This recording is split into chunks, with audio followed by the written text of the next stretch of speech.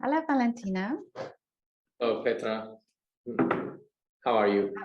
I'm fine, and you? Good, thank you. Where are you at the moment? I'm in Vienna. Oh, nice. I love Vienna. Yes. Yeah. Have you been here?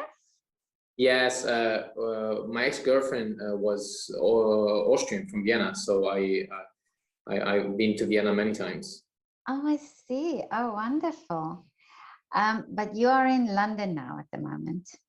Yes, yes. Okay. Have you been rehearsing? Yes, we started mounting sort of there is some screening choreographic workshop events that's coming up at the beginning of May, and then we're going to reopen the Opera House from the 17th of May to a limited amount of audience. So we have 3 triple bills that we're getting ready. So we start. Yeah. That must be exciting to think there's that those performances coming up. Yeah, it's definitely helping everyone's mental health. You know, it's something to look forward to, and I think there is a huge buzz for us to come back. And I think because with the Royal Ballet, we are very much. I feel like we are very much the beam of the artistic sector here in the UK. So I think it's also very important for us to come back and sort of send a signal to the whole sector. Yeah, absolutely. I want to ask you about the lockdown originally in March. Can you tell me a little bit how that affected you, and you know, what was the sort of how it happened? Were you in rehearsals, or did you have projects coming up? Yes, both actually. So we were right in the middle of our run of Swan Lake, and it was the first revival of Swan Lake of our new productions from 2018. So it was kind of, again, quite a big deal. It was a sold out production, and on a personal level, we were in the midst of making this program, which was called International Draft Works, which was basically various companies around the world would convey here at the Royal Opera House, and each company was represented by a choreographer creating a new piece for this particular event. So I just completed that piece. I was representing the Royal Ballet. I just completed that piece, and we were maybe 5-6 days away from opening.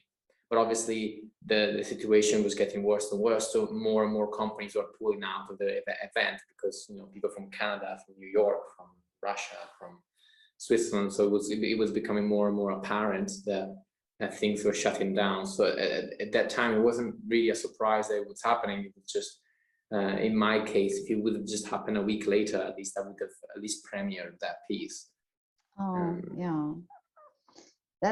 That's what I hear very often, is that, you know, artists say it was something great to happen and then it was cancelled. So it was that disappointment as well.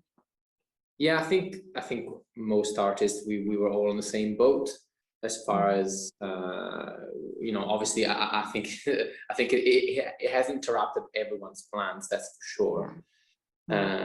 A huge blow, but you know, we've come a long way for that now. So I'm glad that we're seeing a way out right now. Yeah, but initially, when everything locked down in London, so you were basically then at home, and so, and I'm talking to ballet dancers in specific because I want or I think that for you it's very different in a way, because your lives and your careers are very much based on the contact with other dancers, and that's sort of energy you get from each other, and also that you are in the studio and you have the space always, you know, and the movement. So from a very young age you train like that, you know, also at the ballet schools, and that continues then, you know, when you get to a company where you go every day in this you know, in these big studios, and so your spatial say that the I would not say awareness, but I think if now suddenly you are confined every day into a smaller space, and it's not as if it's not like with a holiday where you can go out or we can go on holiday or something. So now you are basically confined in this space. So Yeah, this how is was that exactly for you? that's exactly for me was one of the hardest things about it. Obviously, we weren't able to do obviously ballet class in our apartments, and so and then I used to go for runs. I used to go for a lot of cycling. So yes, I was keeping fit, but I think the whole spatial thing actually it was very much an issue, because we are so compared to most people, you know, like I spend the majority of my time in a ballet studio, which is an amazing space to be. It gives you so much freedom, and that's where I grew up with, and that's what I'm used to. That's what I'm accustomed to. So I'm going from such a huge space to the living room. It just added to the frustration of it all, and obviously not performing, because I think to a degree as ballet dancers are addicted to that dopamine rush that we get through performing, and I think we experience that also when we get injured. However, when you do get injured and it's normal times, you can sort of distract yourself by doing other things, and as you correctly said, you know, it wasn't exactly a holiday, so there wasn't a lot that could be done. Also, the atmosphere was very unsettling. You know, it wasn't easy to detach yourself from this sort of like group anxiety that we were all in. The city was, what I have to say, even though the city was dead, I have to say I've rediscovered a lot of the city. I've been living here for 16 years, and you know, I've started cycling since last year, and I haven't stopped, and probably I will not stop. And well, one of the nice things about cycling is that you really start to piece the city together. Yeah, so I've obviously known a lot of the city, but in spots or in big spots. I haven't, unless I lived in a certain area, I wasn't really walking around. But with cycling, I've managed to really explore a lot of London, and once again reiterate what a great city it is, and on all sorts of levels. Like architecturally, it's beautiful, and it just so it was positive for that, because also it is quite rare for London to be this quiet and this empty and this calm. And I know that obviously people focus on the economics of it, but if you actually look at it on a human level, it was actually quite pleasant, you know. Nothing crowded, and it was comfortable to walk in. It was comfortable to cycle and safe to cycling. So there were pros and cons. I think it was a very interesting year. But one positive thing about it as well was that when, obviously for us ballet dancers, getting injured, it's obviously a big deal. And when you do get injured, you do have this sensation of, you have this fear of missing out on the season. All your colleagues and all your company just keeps going with performances, and you're sort of like sitting on the outside looking in, and that can be very hard mentally. Whether actually one thing that it was because everybody was on the same boat, it kind of made it a lot easier. So there was a lot less pressure, and we had a lot more time to do things that perhaps we weren't able to do before. And probably, who knows, maybe we'll never have this amount of time or collective free time. So I've discovered new interests, or I was also lucky because in the middle of the pandemic, I have managed to set up this performance called Disdancing, which was created on the Regent's canal by me and another girl here in the company and my girlfriend. And we it was just nice to have the time to just completely dedicate yourself to a different project, which then took off quite well, and it was very well received. And also it gave me a taste of what my life is going to be like without dance. And there's positives and negative aspects of it. I mean, I think one thing is definitely that I'm definitely not ready to depart, to to finish dancing. That's definitely one message. But also, it was very interesting for me. I started ballet when I was 4, and I've never stopped since I was that age. I have had a few injuries, but that's, again, it's totally different psychologically. Different, And it just made me, I think it was a sort of like a training for, it was a pre-training Oh, for yeah, what yeah. it's going to be for me once I decide to stop dancing. And I think it's probably easier, because I know for a lot of dancers it could be quite a challenging time stopping dancing, and sort of we say going back to the normal world and become a normal person. Yeah. It can be quite mentally difficult. And and it was, I mean, I have to say, it was difficult even through this year, but now I feel like I have a little bit more tools to face that time when it comes. Yeah, I think that's it's true. I've heard that before from dancers saying that I then imagined what it would be like not to dance, or like you say, what happens after. And also somebody said that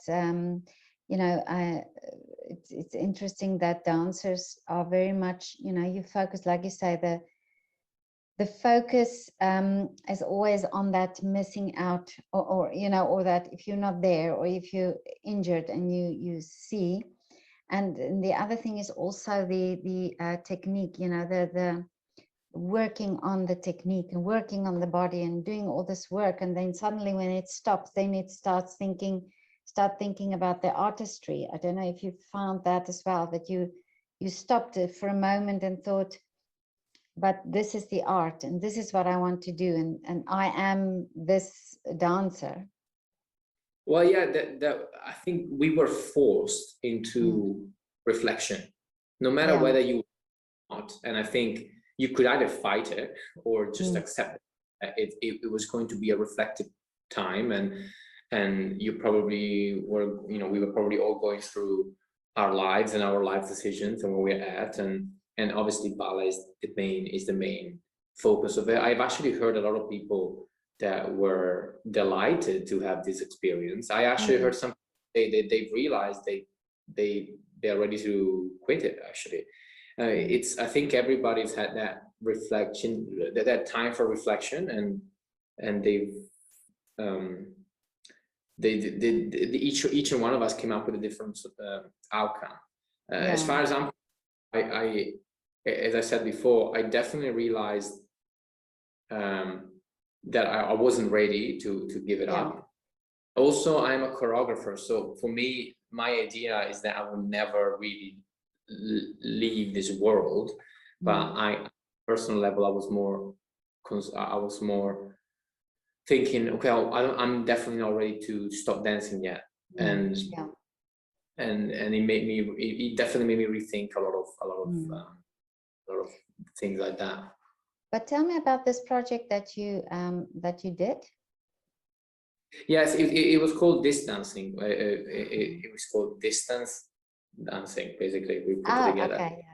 Yeah, called Disdancing. We basically we've created this show that was performed on the Regent's Canal here in London. So it was basically together with the help of this guy called Russell Gray. He owns this big building on the river, and we basically have built a ballet stage on floating pontoons right on the lake, right on the river, and we've managed to perform, like, together with freelance artists in London, but also Royal Ballet Dancers, these socially distanced performances, open air socially distanced performances that have been going on throughout the summer. And we just started it because this opportunity of having this stage on the river arose. Then the owner wanted to do some free performances for the audience, so it was completely free. It was open air, and it was for anyone passing by. And we realized that we were the only show going on in London for the entire time. So it became very big very quickly. So obviously the news came in, and it became sort of international news for a couple of months, and eventually we did get shut down because we never intended it to be that big, and it became so big that it was creating crowds, and it an issue. That wasn't our intent. We are just, honestly, we just wanted an outlet where we could perform, where we could keep going in some way to find a creative platform. And I've had a few of my colleagues choreograph on that stage or perform whatever they wanted. I performed myself, even my two co-creators who performed themselves, and it was a mixture of dancing and aerial acrobatics, because of my girlfriend is an aerialist, so we thought we would combine the two, and actually I think it was very effective, and it really did help promote dance. It helped promote circus, but I think it also was a great opportunity to lift up the spirits, because it was the middle of the first lockdown, and it was, you know, I think people were very much starving for life. Yeah, I think this is interesting that you say that it was just done for free and that you did it for upliftment. I think also everything that's done in this time, even though a lot of artists talk about the fact that it's free, that art, you know, that art is given out for free and that people don't then appreciate it. But I think in the other sense, there are people then who see what you're doing, and that could make them more inquisitive, and it could make them more interested in ballet. So I almost feel in this time nothing goes to waste, or nothing is wasted, even if it's a little online concert from a bedroom, you know, or from a living room, or something like that. I do think in a way many of those, I don't say probably not everything, but many of these things makes an online presence and make people maybe think and be interested. I think it's there is definitely that aspect. I think I understand when some artists say, well, if you keep giving your art for free, then people will take it for granted. It's not really appreciated. I do understand that point. In our case, it wasn't intended in that way, but what has happened, it was becoming almost like a free trial for people to then, because obviously where this particular building is, it's in an area of London which is very racially diverse, and it's a very low income, so there's a lot of sort of like council estates in this area, and there are people that if you wouldn't have brought ballet right into their back door, they would have never. And if we've involuntarily made a great gateway for them to access this artist. Now I don't know how many of those people are going to carry on going to the theater, but even if we converted one person to go to the theater, we've succeeded, even though that wasn't our intent to start with. So I 100% agree, and this is also a topic that I raise with everybody in this, is that okay, there's the two things. The one is with education, and it's like you say, exactly those it could have been a child that's watching you there that could have been inspired by ballet, who otherwise wouldn't have, or don't come from a family where he's encouraged to do it, or heard music, or somebody, like you say, if you only touched one person in that sense, then it was worth it. But I'm thinking a lot about the fact that that art is not taught in schools, that art is not a main subject alongside maths and science in schools. And if you think of it this way, if we take, for example, groups of people who don't necessarily go to the theater, or who doesn't have anybody to take, like a child, for example, or somebody would say, my parents took me to an art gallery, or they took me to a concert. So immediately that child has that exposure. But there are many children in the world who don't have this exposure. And if we could teach art in schools, all the disciplines of art with the entry level at schools, we give children this opportunity, we give them the exposure to art. We give them this expression, like you say, you're a choreographer as well, so you know how you express yourself through your art. And even as a dancer, you express yourself and communicate, you know. And what is your opinion on that? That art should be more of a important subject in schools? I agree. I definitely agree. I mean, I was lucky when I grew up. I actually studied history of art in my school in Italy. Where did you grow up? Well, I'm originally from Italy. I started my studies in Italy when I was 4. Then I moved to La Scala Ballet School, and but I think in Italy, as part of the normal high school education, history of art, it's a subject. And I think it's only for 3 years, but at least you get sort of an explanation. So remember, we were studying the Pantheon, or we studied the Colosseum, the architecture, the various periods of architecture or the Renaissance. You know, obviously in Italy we are just completely embedded in that kind of art, so it's silly not to learn anything about it.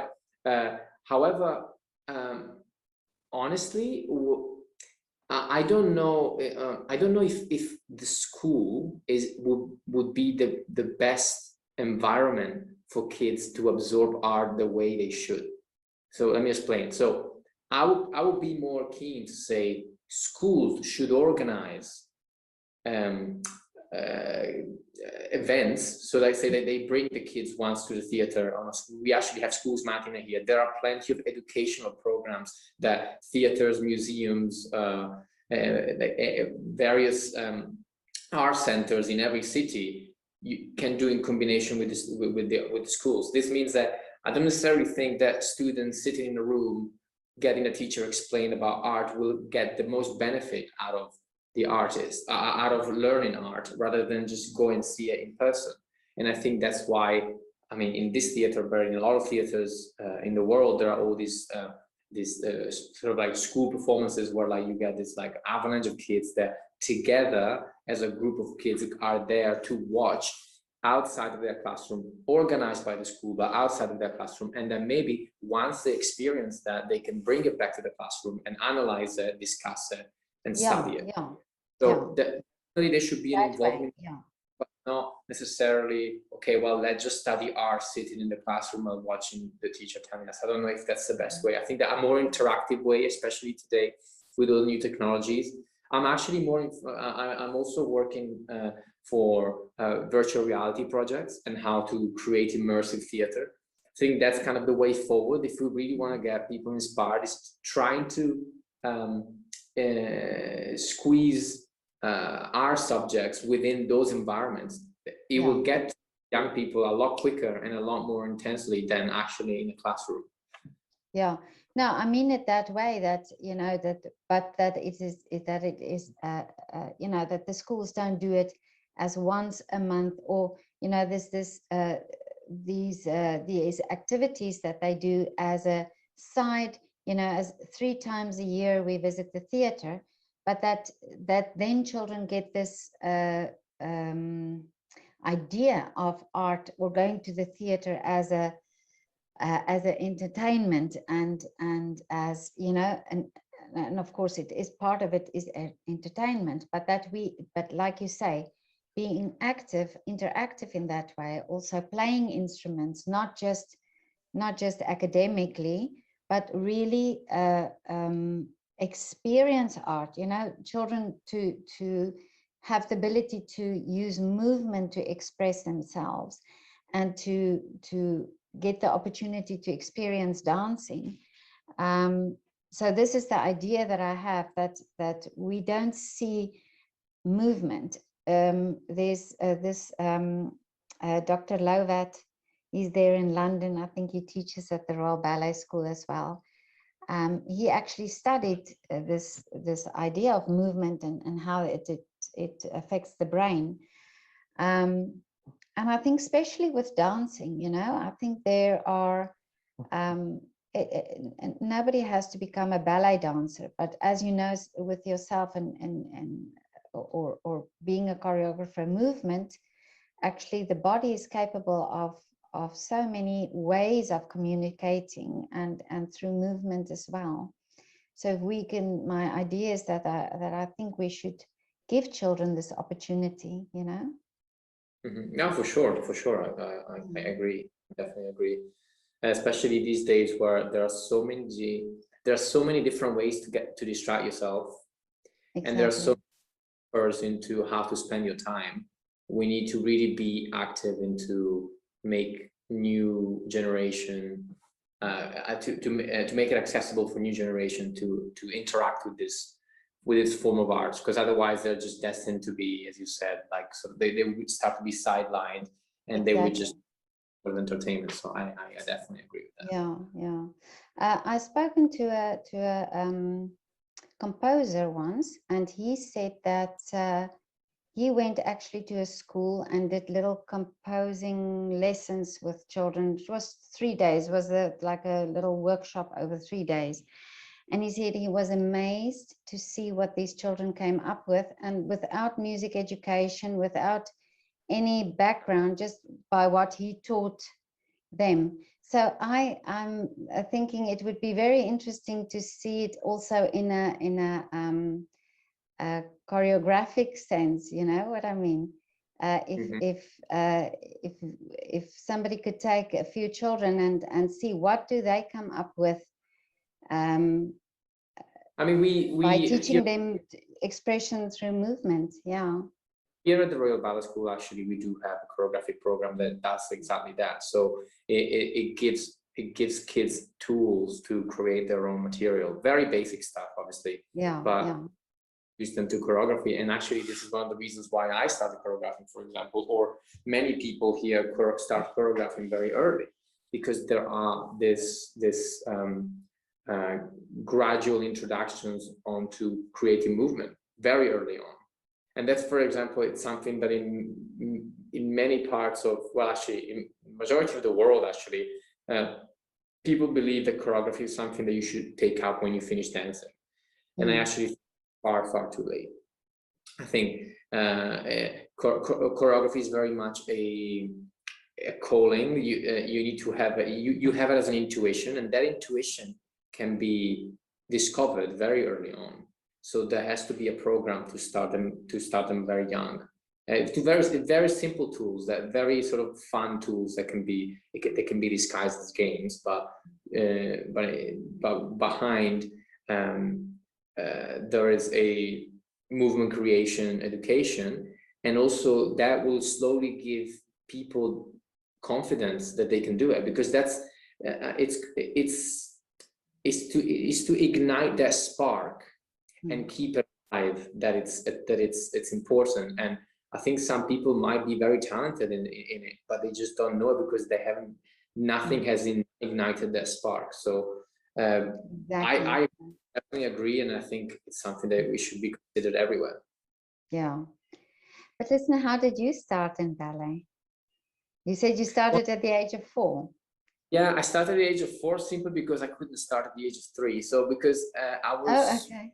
Yes, I was watching TV. I was watching television, and they were showing, I still remember, they were showing the famous Baryshnikov and Cynthia Harvey Don Quixote video on the TV. And I just looked at Baryshnikov and I was like, I want to be like that. That's it. It was like a lightning stroke. Like it was like a calling. I saw it and I was like, yeah, that's what I want to do. I didn't question it. And when I then told my mom, because no one in my family has any connection with the art world or the theater or anything like that. No one. So when I then started to tell my mom was a bit like, okay, you know, when a 3-year-old tells you they want to do something, it's not like do it. Yeah. No, but then I kept insisting. I was like, come on, I want to do ballet, And then eventually, she was like, okay, I'm gonna go and search for a ballet school then. And most ballet schools wouldn't take me at 3, so I had to wait another 6 months in order to get into a ballet school, and then I finally entered a ballet school when I was 4. But in my case, it was very much a calling. It wasn't a decision. I don't think at that age there's such a thing as a decision. You're either influenced in doing something, or it's something that intrinsically within you. And I think in my case, it was the latter. And did you grow up in a town where there were ballet schools? Was it or in a city? I think there are small private ballet schools all over. Actually, I think it's all over Europe. Europe is very well placed with that. I had to drive like 20 minutes drive, but I think what my mom has done very nicely, she didn't go to the first ballet school. She just searched for a few ballet schools, and she chosen the one that she believed was the most legitimate, meaning that they were given a piece of paper. Every year I was doing the exams. I followed the Royal Academy of Dance method, which gives a certificate every year. So even as a kid, so every year I would do an exam, and every year I would receive a piece of paper. So it was very proper. So my mom was like, at least, even if you do it for 2, 3, 4 years, at least it's something that it's. And who was your first ballet teacher? Well, she's called Cristina Zatti. She's the director of the ballet school, which I'm still very close today. The school is called Enjoy Dance. Funny enough, because I do enjoy, always have it. And she's been throughout my life, actually, like always at my side. She's the one that helped me go into La Scala Ballet School later on, and then she's the one that also helped me come here to the Royal Ballet School when I was 16. And she's always been a great support. And when I go back home, she's one of the regular people I visit. So amazing. I always want people to name their ballet or their teachers, because I think they are the ones that really, made gave the inspiration also, not you had the inspiration to dance, but she helped you, and she gave you the right path to take. And I think that's so important that they are also acknowledged. Oh, for sure. I mean, a lot of the way I approach life in general also has come from the way I was taught in ballet school, because I was spending most of my time in ballet school, because I was doing ballet already 4 or 5 times a week when I was like 6, 7, 8, and she was very, very disciplined, and she would encourage fiercely independence from kids. So she would do her absolute best not to have parents coming into the ballet school and dressing their kids. For her, like, you're 7, 8, 9 years old, you should be able to walk in and dress yourself and go back to the studio, which to me sounds obvious, and my mom accepted it. But I do know that some parents that can be very, very attached to the kids, and they can be quite a bit of discussion about these things. But I think she's right. I still believe this to this day in the way you treat young dancers. So as long as you treat dancers like kids, they will behave as such. When you expect them to be adults, they will act adults. So, and I think this is good for kids, is great for teenagers, but it's also for young professionals. I think the ballet world can be a word which is a bit resistant from independent thinking. We are taught to be disciplined. We are taught to do what we're told, and it's easy to become complacent. It's easy to say, well, I don't have to think for myself. You tell me what to do, so I'll just do what you say without independence, without just my own thinking. And that's why you infantilize people. And you should give them responsibility and expect like a responsible behavior in return, and that's how they feel like they are treated like young adults rather than children. Exactly. No, that's true. And I think if in a career like ballet, that's so much needed, because you start your careers also very young. And you have to have that independence. you have to, because otherwise you will pay for it later on in life, because you're not always going to have people helping you, cheering you up, forcing you to do things, or please can you do that, you should be doing. You're not going to have, and if you're going to be left on your own at some point, and if you don't know how to handle that, it can be mentally challenging. I have seen people, hugely talented people, that didn't make the age of 13, didn't make the age past 14, because it's a mixture of character, it's a mixture of lack of independence, it's a mixture of wanting to be a teenager when you're 14, 15, and you want to have fun, and you don't want to go to ballet every day anymore. You want to go out and have fun with your friends. So it's a niche environment for selected individuals.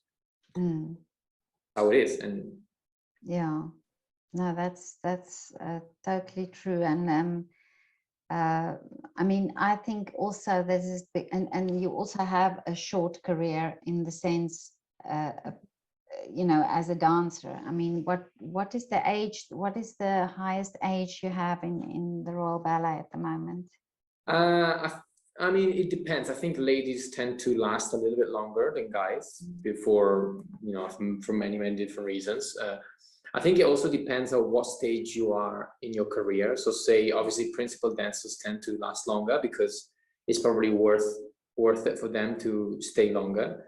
But I would say for a woman, it's probably about 40-year-old, 42 years old. Yeah. This is the vast majority. This is not, there are some specific cases where they go even older, or a lot of girls go a lot younger because of when they have kids, when they don't have kids. Yeah. For men, physically, I mean, again, we're talking about 42, 43 years old. Some men go to 45, 46, but very rarely. I think what we do is such a high impact. Your body will stop your will before you. So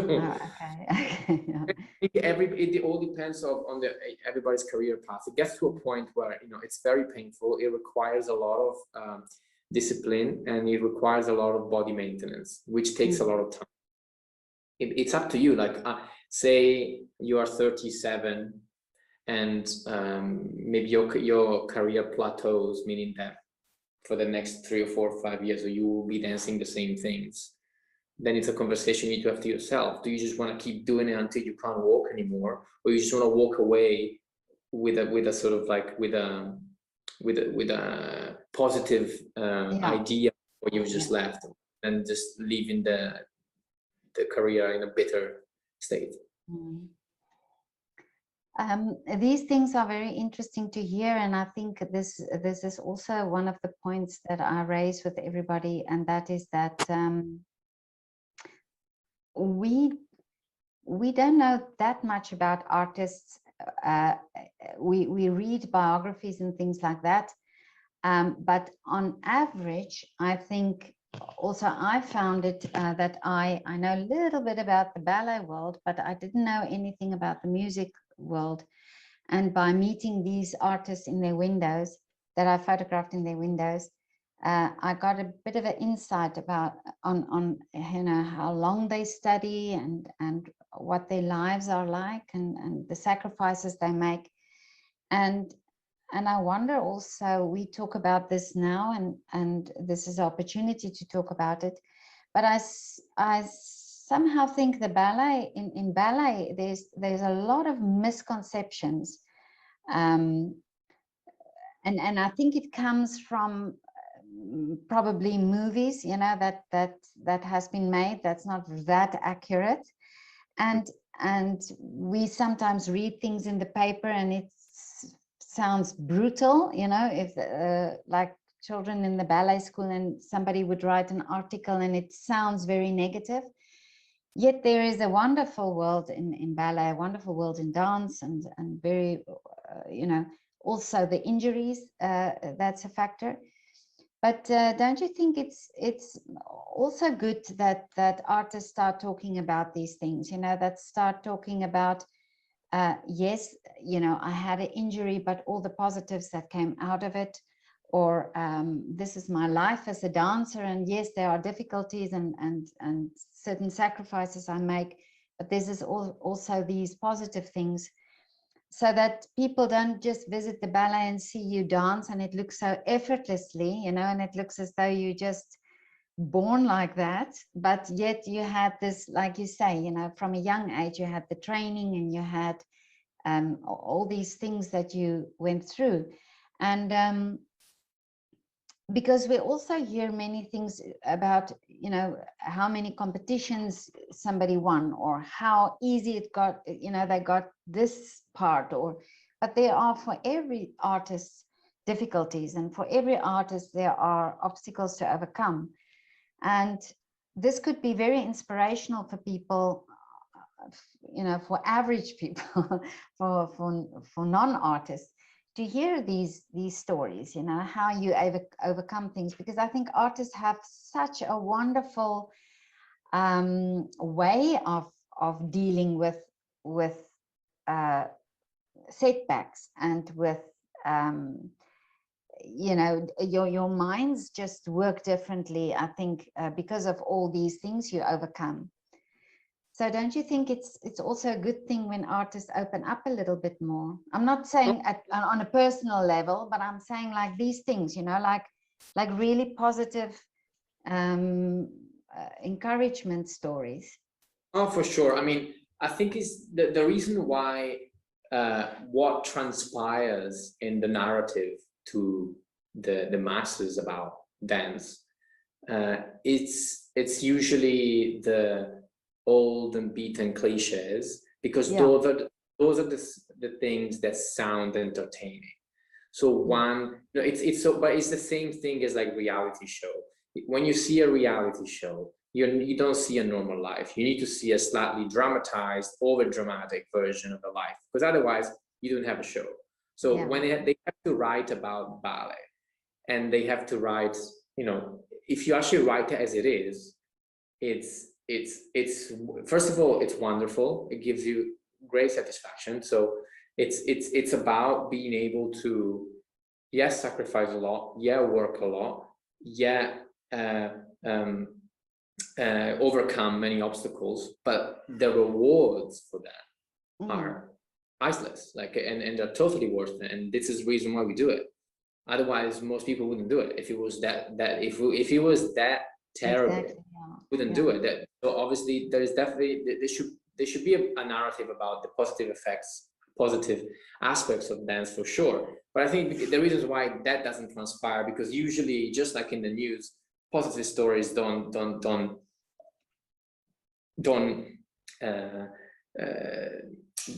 attract people's attention. Understand. Just how wonderful it is, people would just be like, okay, this is great, but it doesn't capture them as to say, oh, there is drama in how we get a role, or this person has done this to get a role. And so whenever you see movies, like, I do smile a bit, and even though I don't totally agree with this statement, there is a part of me that does, which, you know, they say any publicity is good publicity, right? I'm not sure about that, but maybe if I have to choose between don't mention ballet at all, or having a scene through those through that kind of like cliche light, and then people get close to dance and realize that that's not how it is, at least you manage to get those people in. Who knows? I think definitely more famous stars could do their part in to change the narrative a little bit, and to actually say things as they are. Because often I've had interviews in the past that I've been part of TV programs and documentaries, and there are always these discussions like, oh, well, but people wouldn't be interested about that. They don't want to know this. They only want to know the drama part. They only want to know the gossip part. They only want to know they always have to add something slightly more dramatic than how it is. And they don't want to highlight the just, you know, how wonderful it would be on stage, like, and what it means to be able to express yourself with your movements in front of like thousands of people. I mean, that's just bananas. It's amazing, and that's often not highlighted. But I think that's a little bit of a bigger issue in the way we communicate in society, because I think there is definitely a negative bias in how information is delivered to people in general, and this ballet is just the same. You know, if you write a story, say like, oh, beautiful and deserving person in the ballet company gets the promotion they've always deserved, it's not news, it's not as exciting. But if you say person that was I don't know, was giving favors to the director, and then they got promoted, and everybody was it was, you know, big scandals and things like that, then they would be like, oh, that's, you know, that's saucy, that's interesting. Yeah. Oh, that's, yeah. But I don't know if it's the right thing to say, but for example, my daughter is a dancer, and I cannot tell you how many people, friends, have sent me the video clip of I don't know if it's a Chinese couple, but the girl does the point on his head, yeah.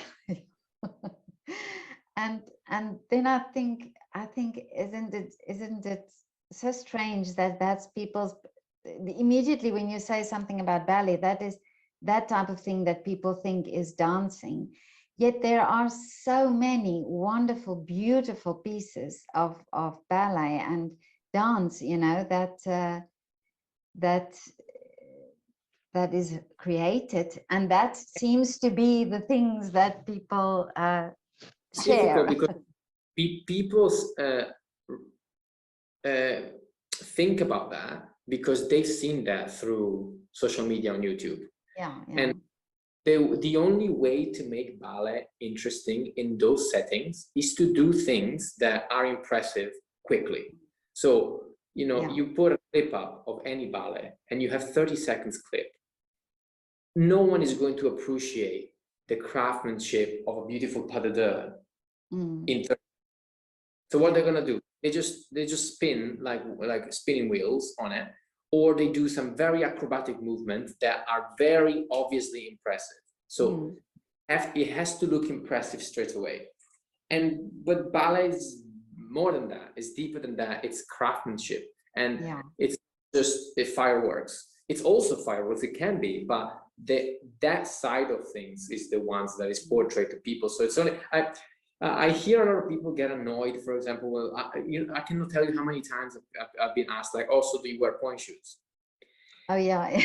But what the thing is that I never get angry for people's air quote ignorance, because it's not like they're doing it on purpose. Like it's not they're doing it with like bad in their heart. It's just we are not also, you can't assume that people know what you know. So I'm always like, no, we don't wear point shoes, obviously, like, and you have to explain it. I'm always happy to do that, and I never take it personally when people have assumptions, especially for a man. I mean, I cannot tell you crazy amount of assumptions about being a man, and whether you're homosexual or you're not homosexual, or if you're not homosexual, do you sleep with all the people you dance with? There are all these assumptions, right? And you just have to, one by one, one person at a time, try to change it, you know.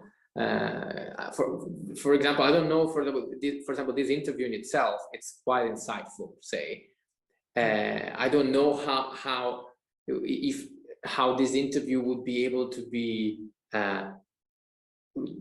spread around as much as possible to change people perception of dance, or a short video of a ballet dancer being dramatic might be more impactful. It's unfortunately that's just we just live in that kind of communication pattern. But this is my point, that also, you know, if people talk about ballet and about pieces and about why, like you say, how you feel when you do this piece, and how you feel when you do when you're on stage, and you know, then people have a better understanding about that, and then it's not just, you know, that they see ballet as an art rather than as this acrobatic, impressive sport or entertainment. You know, that's what I meant by, yeah. The way I like to describe ballet compared to dance, say, ballet is the poetry of movement. So dance, it's a kind of language, and there are different types of dance. There's hip hop, there is you know, street dance, there is contemporary dance, there's flamenco, there is culture. There are all different types of dance, and which is absolutely fine. And there are different kind of language, because dance, it's a language. I consider ballet to be the poetry of movement, meaning that it has a sort of like, it's about subtlety, it's about depth, you know. And just like poetry is not like it's read everywhere. It's not like everybody knows, and not everybody appreciates poetry. But if you can make people understand what's behind the poem, then they would appreciate. And I feel it's the same with ballet. Like it's not necessarily, for some people it's quite obviously beautiful to look at, but and this is the reason why maybe ballet will always remain to a degree niche. But for those people that understand it, then they truly love it, because there is so much details and depth and details to it, that there's a lot that you can appreciate. The key is going to always constantly try to communicate this how special it is, how expressive it is, and how, and you know, to be able to express the beauty and what it means for us, that we love it. That's going to be the key. Honestly, I don't know if ballet will ever be mainstream. There are times where dance, like ballet, becomes mainstream, but it's usually driven by a star. So there is always like a ballet star that breaks through momentarily, but the minute that star disappears, ballet goes back to sort of that niche side of things. Is the thing, you know? So I don't know. But that's also good that it is a niche, but just that the people who are interested in, like you describing it now, and also, you know, different pieces of ballet that the artists who are dancing it describes what they are feeling about it, or how they experience it, or so that communication is sometimes there with the audience or the people who are interested. So that is what I meant with this contact, that there is that there's that communication almost, between dancers and their audience. I think it's going to be a constant. It's going to be a constant. You know, we on our hand, from our side of the argument, we have to constantly push for better communication, more current communication, make sure that it becomes more and more interactive with the new generation. For sure, there has to be a lot of communication, but I don't think we should then get disappointed if it doesn't become as mainstream as some people want it to be. I think there is a lot of this communication. How do we attract new audiences? How do we bring ballet to the masses? And I think ballet should be accessible for all, but it's not necessarily for all. If you know what I mean. So it's like punk rock. My daughter is in one of my daughters is in a punk rock band, and it's not for me, even if it's my daughter, you know. You've been a supportive mother. Even if I know the singer, it's not for me. But yeah, it's definitely that, you know, that that you say it will be for some people, and for others it just won't be, even if they know what it's all about, they would just not prefer it.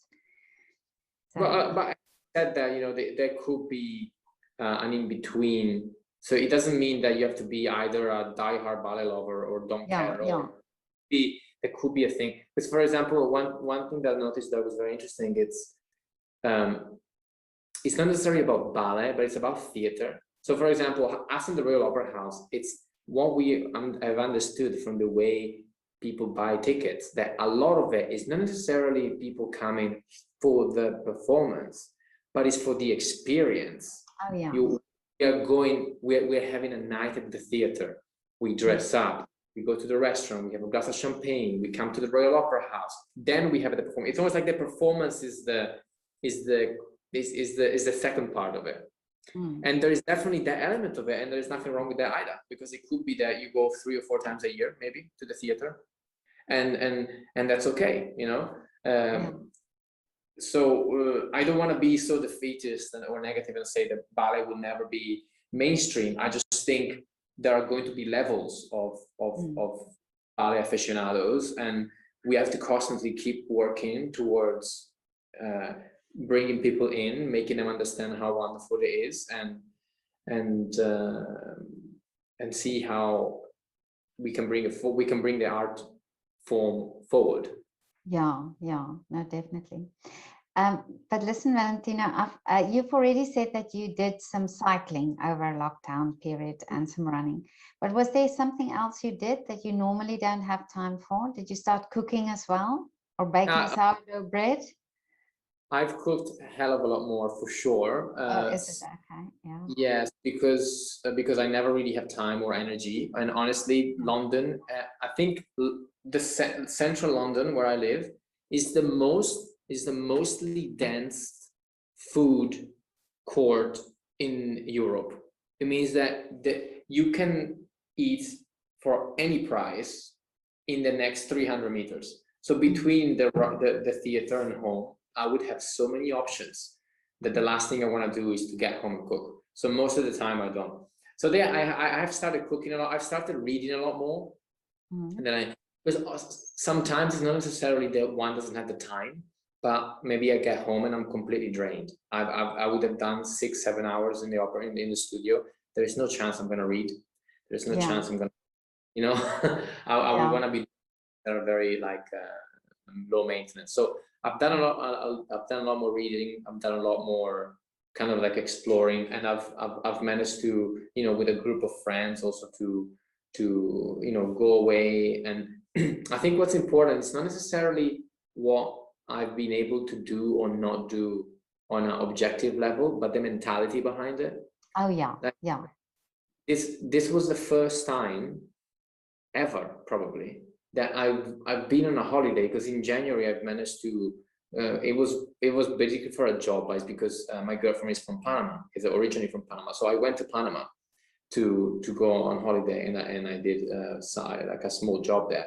But it was the very first time that I went on a holiday and I didn't feel the panic of like, well, if I relax too much, it's going to take me too long to come back, or if I lose too much shape, then I have a performance a week after I come back from the holiday. So there was always a worry.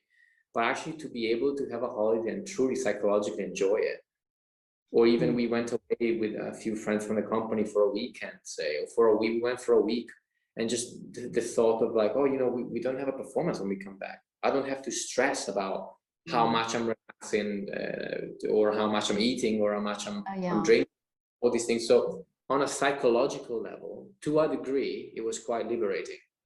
And I've taken full access to that liberty. Do you think that you will be, because I know in London also okay, you live in central London, so probably not so far from the theater, but your lives are very much occupied by the job, you know, like basically there's no free time. But do you think now that you've experienced this, would you make sure that you have, you know, some quality time just for yourself that's not work related or ballet created, or do you think it will just go back to the normal? Honestly, I think for that you're talking to the wrong person, because I honestly thrive in being busy. Okay. For me, because what I'm doing is not work. What I'm doing is it's what I love. So there's nothing that energizes me more than doing what I love. So for me, like in the next 2 or 3 months, I have quite a few projects coming up, and that excites me. Okay. And I have enjoyed the free time, but I also made me understand how much I love doing what I do. Okay. And so as far as I'm concerned, I've had a nice break. I've had time to relax and to detach, but I'm ready to go through. Yeah. So tell me, Valentina, what is your wish for when this is all over? Personal wish, or Your just wish. Whatever. All your wishes. Well, I don't know. I think in general, I hope this. I think we've all had a lot of time to reflect, and each and one of us has used this time in different ways. I hope, maybe it's naive, that we come out of this and somehow we've learned something useful about ourselves that we can bring to the world in general. So I hope we learn something from this. You know, I hope we're not gonna go back and pretend that this didn't happen because it wasn't that pleasant. And because a lot has happened that should make us reflect, we should make us think, you know, like I know, you know, things like human rights or climate change or our place in the world. I think these fundamental questions hopefully have been shifted a little bit in our minds, and also what we need and what we don't need, what's superfluous and what isn't. And in my case, like how important is to social interaction, live performance, live, just experiencing something in a group of people physically together. It can be going to the cinema, it can be watching a comedy show, it can be going to the theater, it can be being in a bar or watching a music concert. I think, and we are social creatures, so I'm hoping that now this has been stripped away from us. It makes us understand how much we need it and how much is intrinsically with us to be social and to experience something socially together. Yeah. Wonderful. Yeah, I totally agree with you. And I think we will appreciate also this more, you know, that we don't just take it for granted, but that we appreciate that we can do things together in the future. I hope so too. And for and on a personal level, for your work, is there something you wish for? There is quite a few big things coming up, which I can't announce yet. It will be announced very shortly, but there are some very good things coming up for me, so I'm very excited about it. Yeah,